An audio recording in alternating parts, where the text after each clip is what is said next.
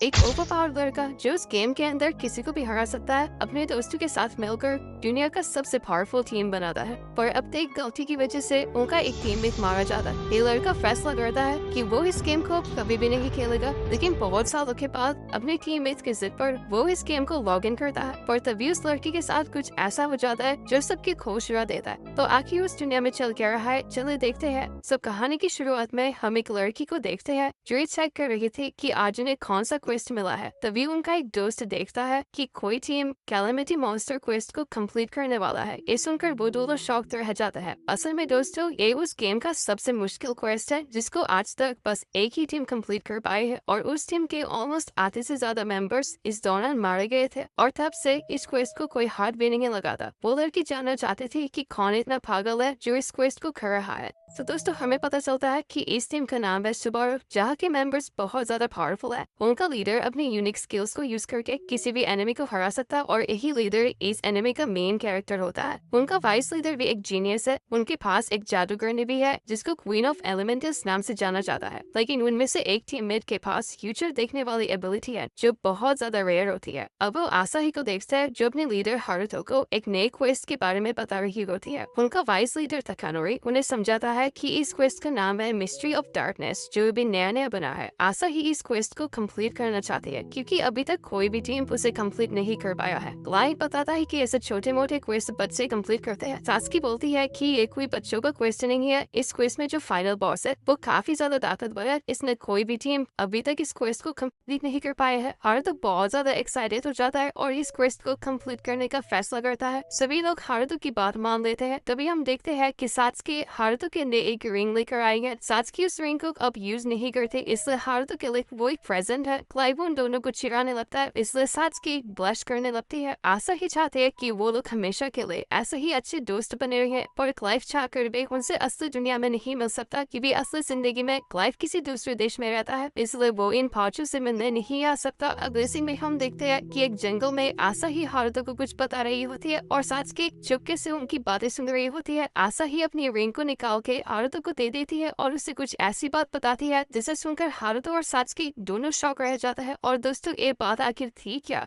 वो हमें आगे कहानी में पता चलेगा। अगले सीन में हम देखते हैं कि वो सभी लोग उस नए क्वेस्ट को कंप्लीट करने के लिए एक डंजन के अंदर जाते हैं। उनके सामने आए हर एक मॉन्स्टर्स को वो लोग इजीली हरा देते हैं और ऐसे ऐसे वो लोग फाइनल स्टेज पर पहुंच जाते हैं। सभी लोग आसाही की तारीफ कर रहे होते हैं क्योंकि उसी की वजह से वो लोग इतनी आसानी से इस डंजन के एंड तक आ पाए हैं। क्योंकि आपको तो पता ही है कि आसाही अपनी एबिलिटी से फ्यूचर देख सकती है, तो आसाही पहले ही अपने टीममेट्स को हर खतरे के बारे में बता देती है।